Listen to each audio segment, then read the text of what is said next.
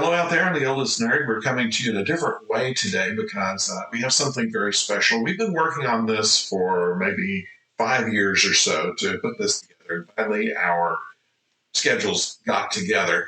I'd like to introduce my friend. We will call him O. Thank you for joining us, old friend. We have been colleagues for more than 25 years and friends for about all of that. And uh, we're both now retired and have enough time to finally do a video together. Although we've been talking about it, what, 5 years or something like that? Absolutely. Well, we were thinking about what we were going to start this with, and it seemed that Star Wars would be a good place to start. Everybody knows that film, and we can talk about that and some of the other things that were going on in 1977, which, in looking back on it, kind of surprised me. Oh, Today, oh, doing well. Absolutely doing well.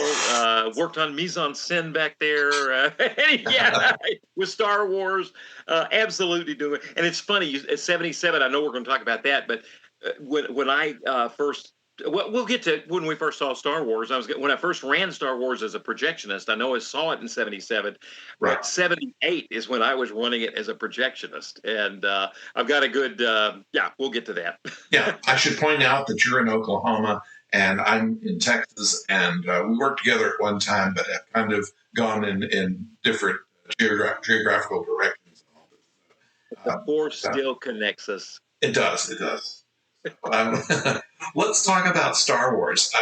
When was the first time you remember seeing it? You said you were a projectionist, so you must have seen it I'm gonna go from to the the booth. project. Yeah, in '77, it comes out in '77, and I that was a great summer. I was graduating from high school, and I can and but the funny thing is, I'm sure I saw it in Houston, because in Nacogdoches, we had maybe three screens, four screens that you could count on.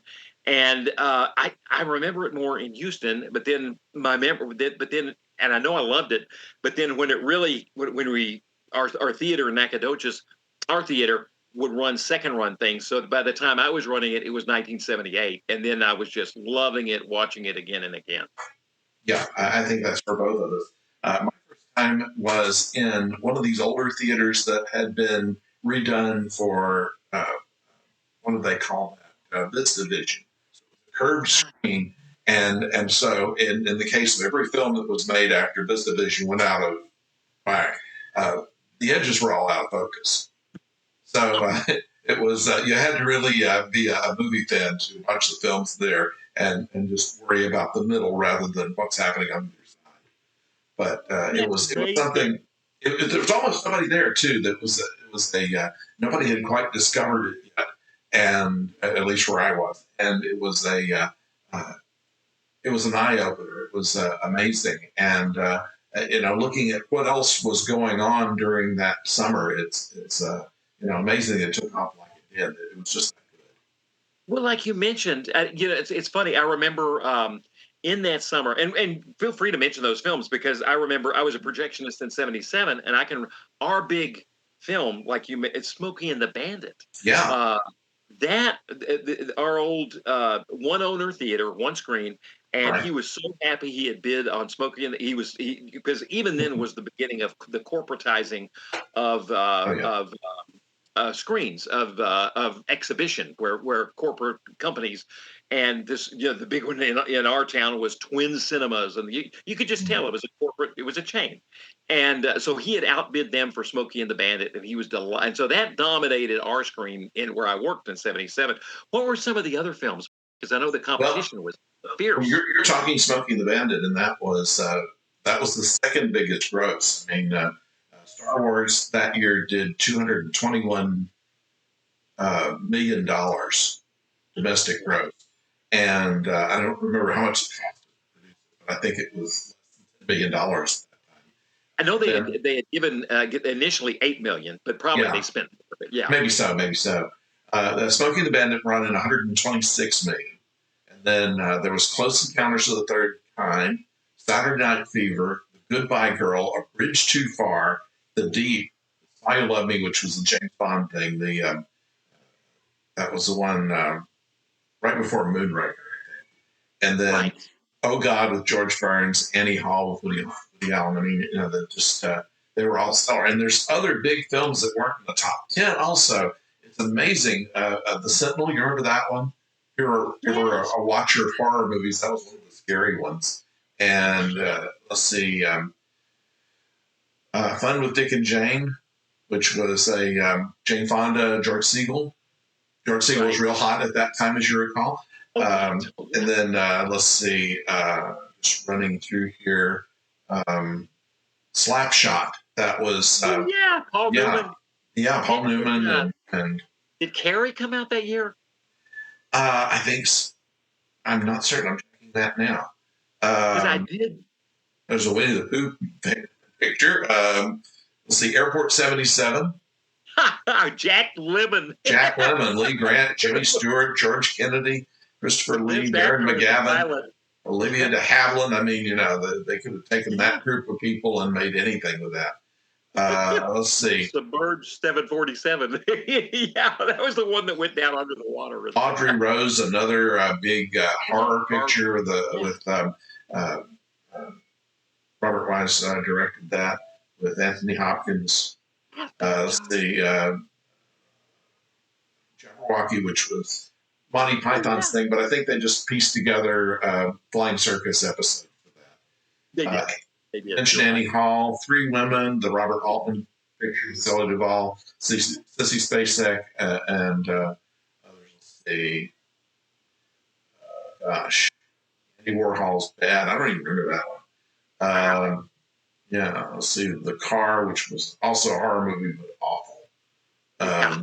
James Brolin was in it. I think that's the last time anybody ever saw him. Trying to transition from Marcus Welby, right? Is that? Yeah. And let's see, there was a Grateful Dead movie, Fraternity Row. You remember that one? That was another one that was kind of a drama type of thing. Let's see, The Other Side of Midnight, which was about the race car driver that, or what was it, a skier that Oh yeah, right. handicapped herself, rubberback or something. Sarandon was in that. Let's see. Kind of like a TV Grand Theft Auto with Ron Howard was there. A Bridge Too Far. This was one of my favorite war movies, A Bridge Too Far. It was the story about the only battle we lost in World War II. Right. And Elliot Gould had like one line in it that was perfect. Who did? Elliot Gould. Of course, they had everybody: James Caan, Michael Caine, Sean Connery, Edward Fox, Anthony Hopkins, Gene Hackman, Hardy Kruger, Laurence Olivier, Ryan O'Neal, Robert Redford, Maximilian Schell, Liv Ullmann, Denham Elliott. Robert Redford, Rowan, Hail Mary. Just it keeps going. I mean, it fills up a page of all the people that were in that. Yeah, and incredible. Exorcist 2 was out at that point. New York, which was the big Liza Minnelli picture that she was with, was a Scorsese with Robert De Niro and Liza Minnelli. And she is the first person to record New York, New York. Then Frank Sinatra made it kind of his theme song. Herbie Goes to Monte Carlo. Spare me. I saw the first Herbie movie, but I have an excuse. I was younger than 12. Oh, there you go. Let's see, The Bad News Bears and Breaking Training. Oh yeah, that was the one set in Houston. Yeah, yeah. That's and let's see, The Happy Hooker Goes to Washington. MacArthur. That was another good war movie. It was. You remember that one? Yeah, that was Gregory Peck, who refused to do makeup for MacArthur. He just had a bald spot applied to portray MacArthur and did a great deal with it. The last remake of Beau's Jest with Marty Feldman, great comedy, The Deep, which that was Jacqueline Bisset's real break. Yeah. One on One, which was the Robbie Benson's first film. He wrote and produced it and starred in it, and it was about college sports. Wow. And let's see, Orca, which was Oh my goodness, Richard Harris. We yes, ran that. It's kind of a Jaws ripoff. Yeah. right. The It Hills was Have pretty good. Eyes It was was- no big names on that, but interesting horror there. Let's see, what else? yeah, that Orca. Once he saw Richard Harris, Yeah, and let's see. There's the Kentucky Fried Movie, which oh, cult film. Yeah, that's the Abrams Zucker brothers that did that. yes, before Airplane. Before Airplane, before Top Secret, before whatever followed that. Top But Secret. the little girl who lives down the lane, that was another Jodie Foster thing. It was just huge. Sinbad and the Eye of the Tiger, your last Ray Harryhausen movie, probably. Wow. That was certainly, it was great for the stop motion animation, but probably not much for else. Outlaw Blues, I saw that one with Peter Fonda and Susan St. James about a guy that gets out of jail and meets Susan St. James and falls in love. I'm not dead. And then Wow. a hit singer. You do that in movies. Wow. You can just pick up a guitar and start singing, and you're suddenly hit the big time. Let's see what else. Race for Your Life, Charlie Brown.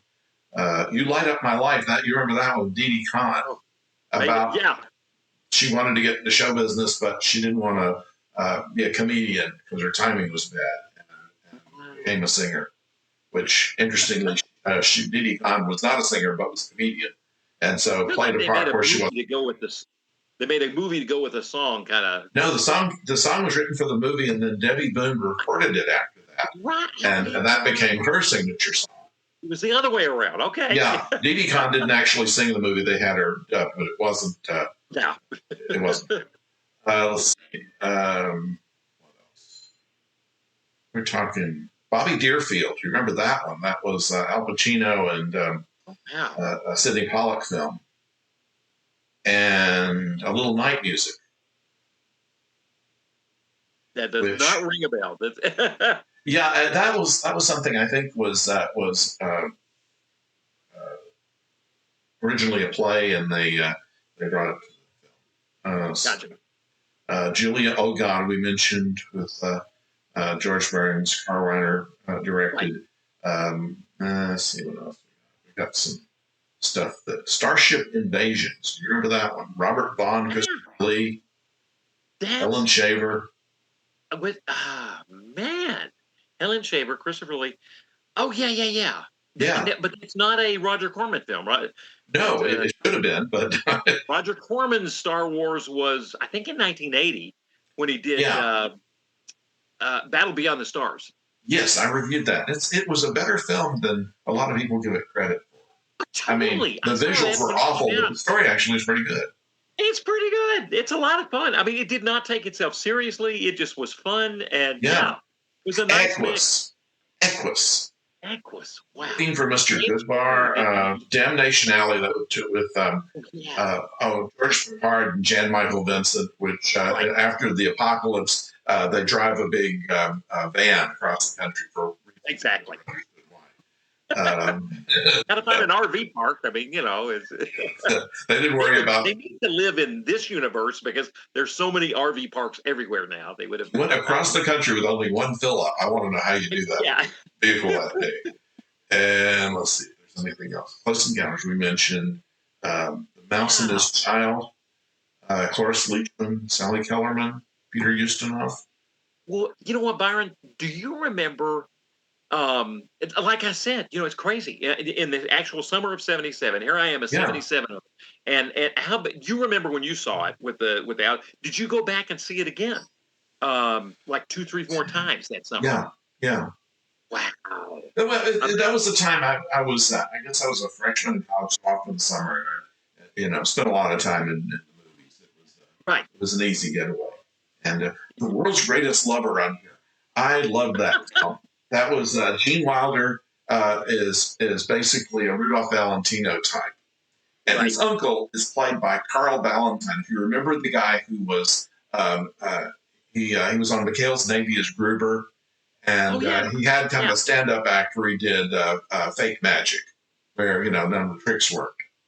And there's a great scene in here where he comes in and does a fast talk with a hotel manager. Are you the hotel manager? He says, yes, I'm Abalone. He says, I'm looking for the hotel manager. He says, I am the hotel manager. So he says, you're the hotel manager and Abalone. He says, yes. And so then they go into a bit of wordplay. And it was, just, I don't know, 4 minutes of the entire film, but it was worth seeing for that. Just for Wow. the dialogue, the fast acting dialogue on that. It was fun. Dom DeLuise was in it. Danny DeVito. And others, but it wasn't a very good film, really. It was, Gene Wilder did a few duds, but it probably brought in some business. And that's all I have. That's just That's a big. All of those films were competing. Most of them were competing with Star Wars. Many of them came out before Star Wars did earlier in the year, but it amazes me that anybody watched anything else at that point. But yeah, there was so much. I wouldn't be able to name that many good movies this year. No, and Star Wars probably had, in a small town like Nacogdoches, Star Wars probably had a 5-week run, which would have been tremendous considering the small number. You think about only 4 screens in the town, Yeah. and all that competition. Of course, not all of that was coming out at the same time, but still there was plenty of competition in the summer of '77 to go up against Star Wars. And when we got it, like I said, in '78, oh my goodness, that's when I really fell in love with it, and just about got fired. I guess I should admit I did get fired for running the audio too loud.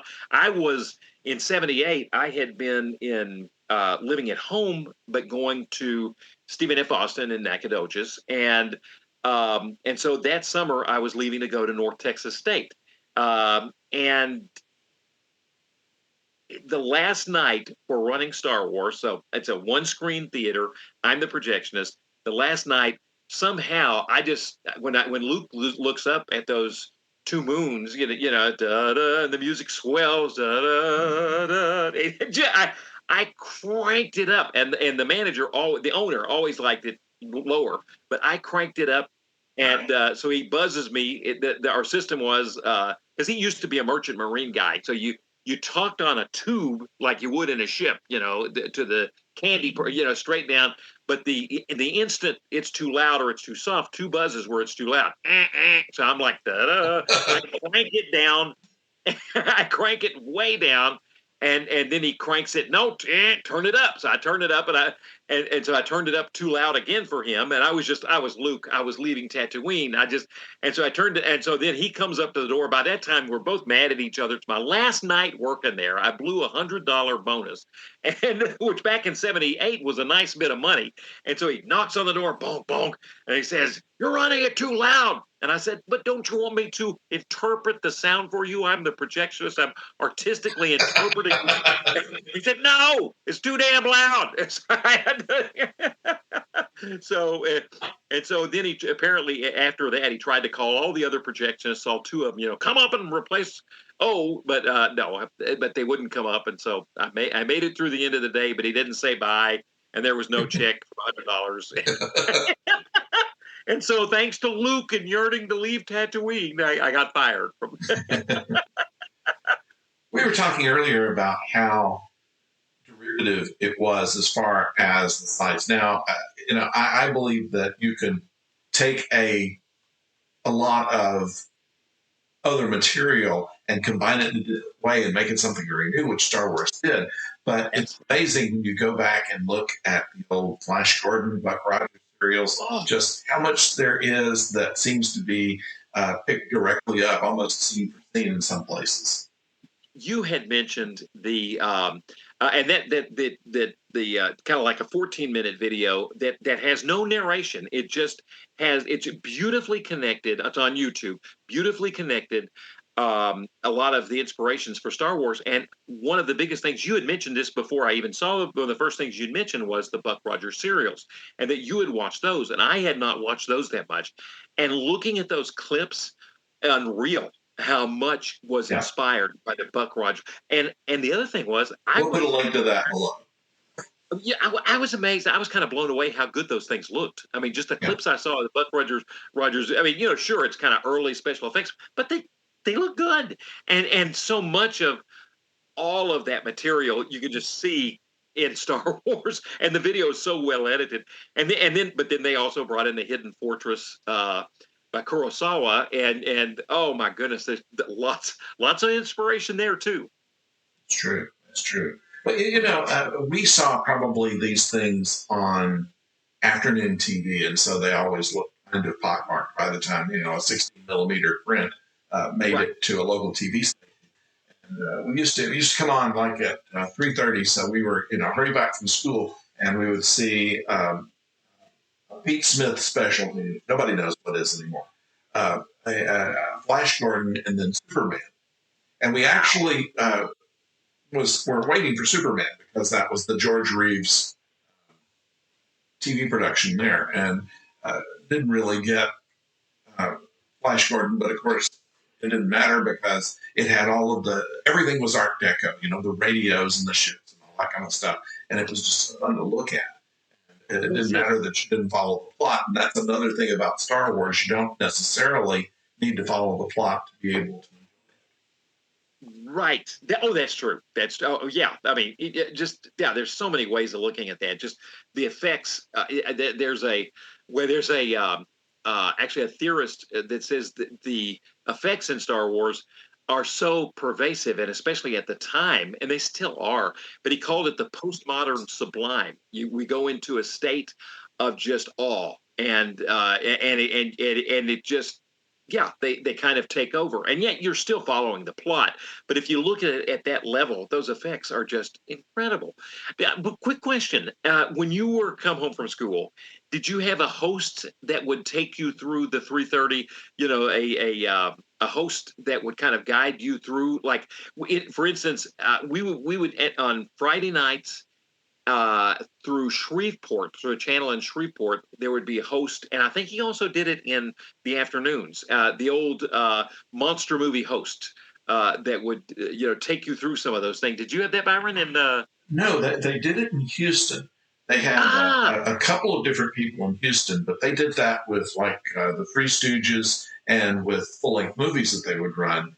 The little short things they ran. I just threw it right, in together. threw But it in to get, yeah, yeah. yeah, but in Houston they had a guy on one channel. His name was Harold Gunn, and Ah, they did skits in all of the breaks. wow. They called it Captain Harold's Theater of the Sky, and they did commercial parody. They did a lot of original stuff with nothing but just a studio curtain behind them, and then they had the occasional prop or the occasional funny hat or something. And then they had the Three Stooges Theater where they had two guys dressed up in the red and white striped coats and the straw hats, and did things that weren't terribly funny. So, Just run the Three Stooges, please. Yeah, yeah, that's it. I want to see Ship and and Low. more locally, we had somebody that introduced the cartoons and things like that. But yeah, nothing for that channel did not do hosts for the Flash Gordon and Buck Rogers later, and Commando Cody, which was another one that they showed in All the right. video we were talking about, and it was we were big fans of Commando Cody. I didn't realize it was only one 13-part serial made the whole thing. Wow. Where they made several Flash Gordons and more than one Buck Rogers, but there was only Right. one series of Commando Cody. And the guy lived until the early 2000s and was Oh, interviewed yeah. somewhere on just how he came up with the character. Of course, that was uh, the Rocketeer that came out on Disney release was based on. On I did not know that. Yeah, That's fascinating. And unfortunately, a lot of these hosts are. There's a book about the hosts because in a lot of cities, you kind of got to know your host. yeah, When I was in film school, we had Fritz the Night Owl. That was as late as the late '80s. We had Fritz, and even, yeah, late '80s had Fritz the Night Owl from Columbus, Ohio, and he was a terrific host. And he would come on in place. Johnny Carson was on another station, but at 10:30. I think, yeah, the CBS affiliate would run Fritz the Night Owl, and then he would run a movie. Really interesting movie. I remember seeing Phase Four, about where the ants. Really interesting film where the ants basically form a collective consciousness and start to fight back against these researchers. And I mean, it's almost like a documentary film. Really interesting film. But Fritz the Night Owl was the host for that, and would have wry commentary come in before the commercials. But yeah, like you were saying, a lot of those hosts would do a lot of work, as part of the process. It's funny. I bet Star Wars was never. It would be interesting to see Star Wars put through the process of having a host like that, where you could watch it.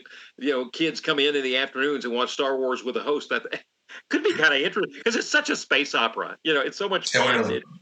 It kind of is calling for that kind of treatment in some respects. Well, yeah, in a way, the movie was kind of nostalgic because of the fact that it was adventure without worrying too much about anything else. Just give the feeling, and Lucas in his interview was saying essentially the same thing, that what he wanted to do was to create something that would achieve an effect rather than a play. And yeah, achieve the effect of adventure. I wouldn't call it's a mindless adventure, but it's just No, in playful enjoyment of adventure. And he consciously wanted to not make a commentary on the Vietnam War or all the Watergate, all the things that had been we're a still thing being talked about then. Yeah. are still being talked about. Exactly. Really wanted to go in a different direction. You can say underneath the surface, because there's good theorists that say whatever we experience in society, we also we, even if we're consciously making a work of art that's not going to deal with tensions in society, underneath it all we're always subconsciously affected by these things, and it's still going to come out in your art. So there's some interesting things. Yeah, you can there's interesting things you could kind of look at in Star Wars, and see maybe reflections in society, but maybe Lucas didn't consciously intend to put them there. Makes a lot of sense. So, would you say that your favorite part of the film was um, the Tatooine twin moon scene with the You know music, what? or is Actually, there that's another a. part that you like better?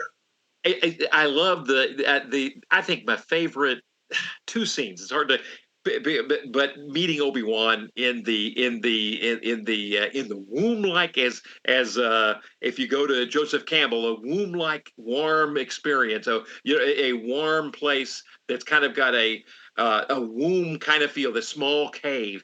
That is just fantastic. I mean, when Luke meets Obi-Wan, it just unbelievable. That just something about that. That's one of those scenes we were talking the other day in watching Young Frankenstein. I'd always watch as a projectionist. I would always watch the blind man scene, Oh yeah, but so I'd always watch. I loved Alec Guinness, Obi Wan, and then also when Luke is training on the Millennium Falcon, and he's training and puts on the visor, and he's in that scene, and that is an incredible scene too. How yeah. about you? What about a couple of favorite scenes? Well, I'm thinking about that. One of the ones is when they first introduced the Millennium Falcon. I mean, they show it, and where they run in there, and Han, clicks on all the controls, and they all go dark, and he just hits it, and comes back on. And I never seen anything like that in science fiction before. Everything is supposed to be so far in the future and work so well that nothing doesn't work. And the idea that you still have to kind of do some justifiable equipment slapping in order to get the ship off the ground struck me very close. And that was even before I started radio. But the idea, I always thought that the perfect predictor of the future was the Jetsons. Because Ah, unlike every other futurism thing that we've ever seen in movies, that well, I mean, a bunch of classic movies that talk about what the future's going to be like. In the Jetsons, they had all of these modern conveniences, but none of them really worked well. ah, And I think that's predicted what our future has turned out to be, because we have things that we couldn't have imagined back in 1977, what we're doing right now, for instance. right. And yet, trying to make it work. we took about 30 minutes trying to figure out how to get both pictures on at the same time. So I mean, I'm on my third laptop yeah, to get picture. Yeah, I'm in exactly. a room full of screens. We could supervise a military campaign from in here the way we have it set up. But that's just That's kind of the fascinating. thing that Star Wars had as well. They showed that it's not uh, a perfect future, technologically or otherwise. It's a world like we live in. It's a and world I like we think live in. and I think that's how do you make something fantastic and so familiar at the same time? That's art. And that was absolutely groundbreaking on Lucas's part to make it look used, to a place that felt lived in and used, and even has a sense of nostalgia. We're not going to get that sense of nostalgia, which is crazy to think in a film that feels it's set a long time ago, a long time ago, but it still feels like the future, and everything's futuristic, but it feels like it's used and nostalgic, and the only way you're going to get that feeling is with that Obi-Wan has lived in that place. It's well worn, and yet you've got this completely mysterious and new to us lightsaber that he cracks Yeah. out in that scene. That it's so advanced it feels like magic. You know, So did it's the a projector in your projection booth sound like a lightsaber? I understand that those big cinematic projectors tend to make some awful noises while they're warming up. That's right. Yeah. Apparently, the sound designer used. He brought a monitor, some sort of monitor. It feels it's 76. They took the sound originally from a projector at USC warming up. Right. That's right. Warming up That's right. one of those what do you call it? The spark generated Oh, light. What they call those arc light. yes. We had the yeah And the yeah and then magnetic they rods. Yeah. they put a microphone basically in front of a speaker and wave the microphone in front of the speaker to get a Right. certain amount of feedback on it, and so that's where you get the Right. swoosh. Right. But yeah, Exactly. And our projector did make some of those great sounds. Old school 35 millimeter with the arc carbon projector. That was for yeah, the lighting. Yeah, yeah. yeah. And I will say, just this short little, you can go into plenty of screens right now that are lit with some sort of, I'm trying to think of the lights. No, LEDs are halogens, and exactly, some sort of halogen system. But that doesn't mean that they still need to change the bulbs. I've noticed that when you screen to screen is very, it used to be, I think, fairly standardized. I mean, you think of some of the oldest tech we could be yeah, using with my arc carbon, a positive and negative rod, and it's like a welding torch where you can unbelievably bright light between the arcs across the arcs across the carbon rods inside a chamber. That's the light source. Did you ever Unbelievable. have a film catch fire because it's so bright it is hot? That and it, like it's stuck on a frame and it Yeah, didn't. No, but I did scare myself because you're supposed to have the thing off when you put the arc carbons in, and one time I did have it on and it arced across in my hand, and and so I had it was already on. I think thank God I was wearing tennis shoes. I don't know why I'm alive today, but I did go downstairs just to confirm that everybody would see me because I've heard that you could die eating a piece of pie and you keep eating the pie and and you don't know you're dead. So yeah. either this is a very good parallel universe that I'm grateful you're in it. Uh, Fortune favors the youth. I think what'd you say? I say fortune favors the youth. I've been in a few situations where I'm Yeah, surprised I didn't die too. So yeah. I think we just have great And the gray-haired fact that guardian there was no angels. safety guards on that thing or No, all. There was not even an on or off where there might have been, but they would have taken them off. yeah, yeah, yeah. They would say, yeah, That's yeah, in the way. yeah. That's. But yeah, those things were really bright, and yeah, the sound. Well, oh yeah, the sound design's incredible. The early use of the computer camera tracking for Yeah, you were saying. Speaking of that, and I was not able to find. I found an original trailer, but you were saying that the first cut of the movie you could see some of the matte lines or see some of the Yes, special. yes. In fact, they found one print, and it was released in one city for a special viewing.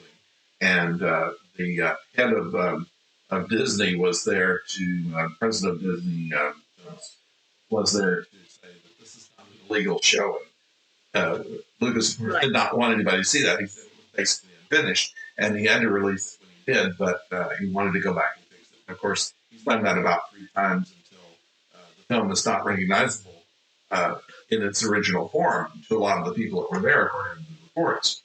And yeah, I remember you could see in the fight sequence, especially you were talking about one of your favorites, where Luke and Han are shooting at the fighters, and in those you can see an octagonal blue line around them because that was how they did the green screen. They put the green screen behind them and then black behind that, and then they would of course trip the starfield in. But it would often leave lines if you didn't go in and go every frame and paint out the matte lines, and there was no computer to do that for you at the time. So you could see the matte lines, and it wasn't anything that was distracting. But if you looked closely enough, if you followed the film enough, which all of us did, Right. you would notice that. And some things I don't even remember was mentioned that, for instance, when you first see Darth Vader aboard and meeting Princess Leia, not all the background is there. They have, Wow. some of the corridor, but there's kind of undefined background. Wow. And also, you can see David Prowse's eyes behind Vader's mask. It was like sunglasses on the Vader's mask, and the lights, of course, coming down on it, you can see his eyes behind it. And so, one of the things they fixed was to black that out, and of course, they made more thicker lenses the next time that they did, and so it didn't become a problem. But it was one of the things that they're learning it while they're doing it, so it's amazing that it was that good, honestly. Oh, unreal. Yeah, yeah. The way he gets the film to pitches the film, he gets a really good artist to outstanding artist to just draw. I can't remember his name, but more like it's like an industrial commercial artist Yeah, to just draw these everything he imagined. He said, "Don't worry about it looking real or having or thinking about how am I going to do this in a film. Just draw the imagination. Just draw." And yeah, so, yeah, the conceptual art is just fantastic. And then you look at them on the set in North Africa, and you're thinking, and they're struggling, and you're thinking, how did they ever pull this off? I mean, you can see, apparently the C3PO's outfit, they're putting that on him, and it's just they're fitting on the different parts yeah, onto the actor, and the parts were just digging into his foot. And I bet he got sand and blood together. yeah. Yeah, it's so yeah. How did they ever pull it off? It's just incredible. Yeah, yeah. So a few matte lines, no big deal. So was Lucas that happened because they had a like Star Trek the motion picture, they had a concrete date that they had to meet. Yeah. There was no let's delay this. Same thing with Star Wars. I think theirs was budget. They were. He had already had success with American Graffiti, and so that was how he was able to make that picture. But they didn't give him a lot of money to do it with, and so there was a lot of shortcuts taken that obviously he wanted to fix later when he had the money to do it. Right, right. Wow. But I don't Uh, know if it was time on that. They say it's usually either time or money. Star Trek had all the money they needed, but they didn't have the time, and time. they had some stuff that just certain scenes couldn't go in just because they didn't have time to get the special effects on. Right, right. That's exactly. Yeah, yeah. Yeah. That's incredible. But the thing I thought about that was that they released and we'll talk about this another time. I suppose they released um, the enhanced version of Star Trek: The Motion Picture sometime later under Robert Wise' supervision, Right. and they were able to make the film he wanted to, but they kept the original anyway, so you could see what you saw in the That's theaters, a what good you point. bought the ticket for. And Lucas did, and I think that's one of the things that he's gotten a lot of criticism for is not allowing us to see what he did with it. Because he was basically saying, no, I'm taking this back and I'm going to redo it and make a whole different picture out of it, and that's all you're going to get. And I think that while it was his personal property, um, it certainly didn't speak well to um, fan service. That touches on something else we had talked about, and that is the idea of Lucas and control. And it's like Yeah. he fights. It's almost like he has an inner battle, that his own sense of rebellion. He's got the rebels within him that he loves and cherishes. Because you look at all the dichotomies in the feudal, the basically feudal bartering system on Tatooine, against who knows what financial system makes starships. I mean, it's not barter. It's just completely juxtaposed against each other, opposites. And there's this body of thought that kind of points out that Lucas has, rebellion versus the empire, freedom at the raw edges of society, pure freedom versus ultimate control. And it's almost like he battles that within himself. And there's a fairly new book that's come out. It's one of these little British Film Institute books that are just fascinating. They did one on Star Wars, and his thesis is all about the battle for control that Lucas has and within himself. And he says it's so much better when there's a tension in a real battle instead of him getting full control. Because when he gets full control over a project, then some of the dialogue is not as good as the dialogue as it was as when the actors are improvising and adding their thought. Their thought. You've had some interesting thoughts on dialogue. Yes. Case in point is The Empire Strikes Back, which Irwin Kershner directed, and it was considerably better written, considerably better acted. Now, part of it, I think, had to do with the fact that since all of the actors were practically first movie actors or first major movie actors in that film, they had some time to season themselves a little bit by the time the second one came out. I mean, Right. Mark Hamill had already done like Corvette Summer or something the year after that, and Right.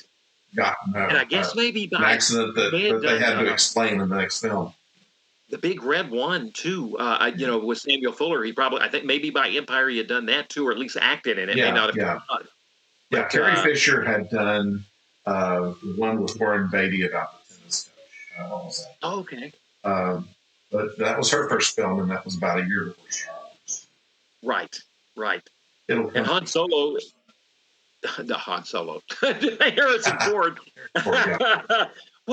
So he's and what was I'm thinking one of his first films would have been American Graffiti, and I know that Lucas did not plan on using him because he wanted to use all new actors. That's the kind of interesting thing about Harrison Ford. They didn't want him for Indiana Jones either, but they couldn't find anybody else that could do it, and they gave it to him. Funny. Yeah. So yeah, and he did the reaction lines as Han Solo, but he did them so well so many times. And like you mentioned, they had oh gosh, the act. Who else were they trying out for Han Solo? And who else was another one? It'll kill it. Anyway. Great. Kurt Russell was trying out for okay, yeah. But Han Solo's feeding him the lines to react to, and all of a sudden, and I saw the auditions with Kurt Russell. They're good. Yeah. But Kurt Russell had been acting since what he was 14 or something. He was in Follow Me Boys. You remember that one about the Boy Scouts? That was his first film, and yeah, he'd had a dozen Disney projects under his belt before Star Wars came along. So he was a well seasoned actor, even though he was not real. He would have done a good Harris. Yeah, he was doing a good job, but you could still see them using Harris. And apparently, the reason I mentioned that did Carrie come out? Apparently, Brian De Palma, they were kind of sharing the audition facilities. He was auditioning for Carrie, and yeah, and that's what. And but God, and so you're right though. The way so these actors initially. they are Lucas apparently is pretty quiet in directing Star Wars. He's not a he is more of an introvert, as we kind of know. He likes to work as much as he can with himself to get the exact vision he's looking for.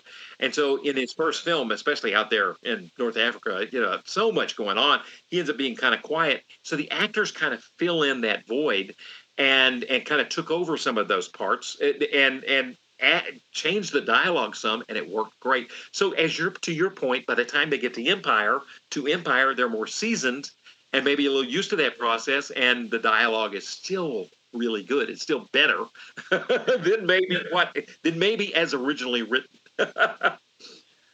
And, well, you realize that we have lost ourselves in 3/4 of an hour right now, so maybe we should save everything else we have to say for next week or so.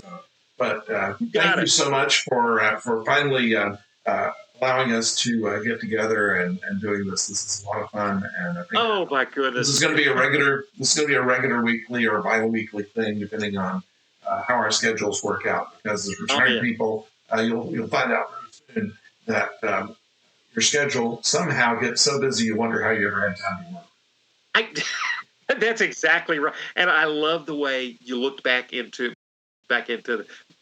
look back into context of when the film came out too. I think that's kind of an important thing, looking at what's surrounding these films. Well, I had to do something, because you've been teaching film for as long as I've known you, and I got to keep up. You are. You could be. You're a professor too, sir. So I'll say no more. Yeah, I'm a professor of broomology, how to best sweep floors and clean bathrooms. But you're in you're a different level than I was. So anyway, thank you. We will see you next time, and everybody out there, we'll see you with another review of Doctor Who, the John Pertwee adventures we've been doing, and then Babylon 5. And then we'll be back with this another time. So thank you for joining us.